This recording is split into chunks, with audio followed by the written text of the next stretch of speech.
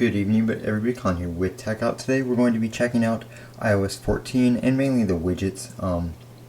Right now that's pretty much the main feature, the widgets and the app library right here. So very nice upgrade in my opinion. The widgets are very nice, they're working very well. I do have some widgets down on the bottom here that are from apps that aren't working, and for some reason I can't edit this page right now. If I hold on to edit it, it kind of just blacks out the background and nothing happens. I haven't tried to restart it to fix that yet, but these widgets right here are working and I can edit these. One cool thing is you can actually stack widgets on top of one another and swipe through them. So right here on the main one I have weather, battery, calendar, and then back to weather. You can also have it smart rotate, so like if there's a time you look at the calendar or the weather, it will automatically rotate to that widget automatically based on the time or what you're doing, stuff like that. And then over here I just have the battery widget so I can swipe over and see that. I haven't finished fully setting everything up yet. I did do a clean install, so I erased all my apps and all that kind of stuff. So this is where I'm going to keep my main apps right here, and then just the default apps and stuff like that on this first page. So I want to be able to see the battery because obviously with this phone you can't just swipe down and see, or you can't see the battery up on the status bar, you have to swipe down, but with this you can always see it right there. And I may add some other things to it like this one right here when I have some apps that support widgets later on. But right there's are my folders and everything, and then most of my apps are in the app library, so you have your recently added right here. And with this, the apps right here, you just tap to open those. But with the multi section right here, you can tap that and it will open up that little category. So these aren't folders, they don't just open, but the little multi apps right here are.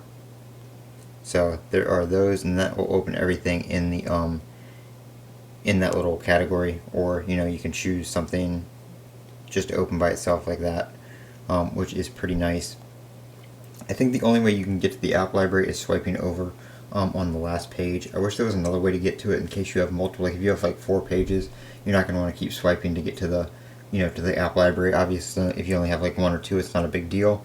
But if you have multiple pages, you have to keep swiping and swiping and swiping.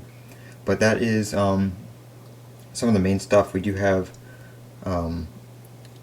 the new pin messages here, so you can pin conversations and stuff to the top.